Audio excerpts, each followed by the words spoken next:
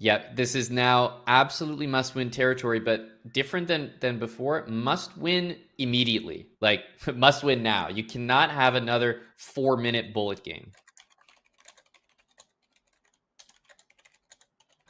Pawn to c5, bishop d3, queen c2. So I do like this so far from both sides. I think the more or less theory here, and you can see that on the bar is not too far from the middle. Bishop on f5.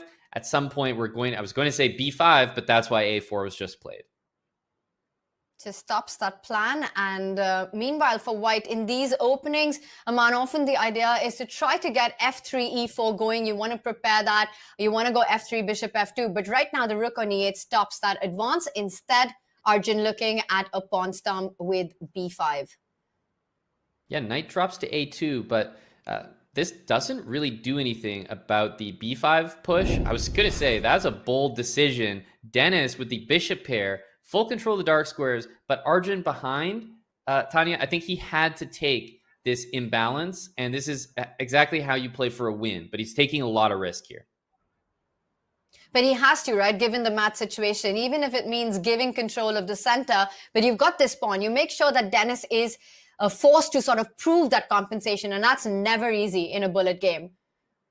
Are we going to see c3, maybe knight c4, just to try to activate the pieces, like c3, maybe b3? Because otherwise, I don't know if this is as good as it looks. There's a5, f5. I'm scared here if I am defending an Arjun spot.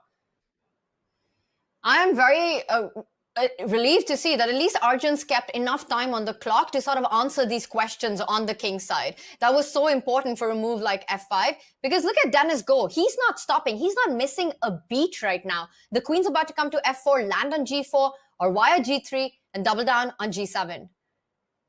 I really am feeling as though pawn to b3 was the move on the queen side, allowing the knight to go into c4 and push. Here, I'm not that scared of the c-pawn, so it feels like Denis has all the time in the world to execute this attack. Oh, what a shot there.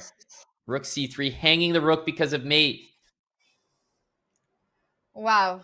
And I wonder if queen b7 would have avoided rook takes pawn, or probably not. It was still possible as the queen was defending it. Arjun does trade the queens off, and now he's relying all his hopes on the a5 pawn. But the e6 pawn has to be the stronger of the two.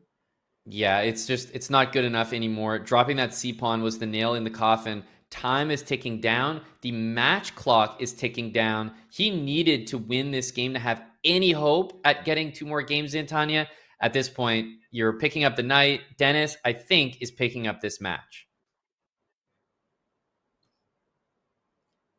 If he wins this, it's all over for Arjun Erigaisi. He will be out of Speed Chess Championship 2025. He made it to the quarterfinals last year, looking to better, and definitely coming in as a huge favorite in the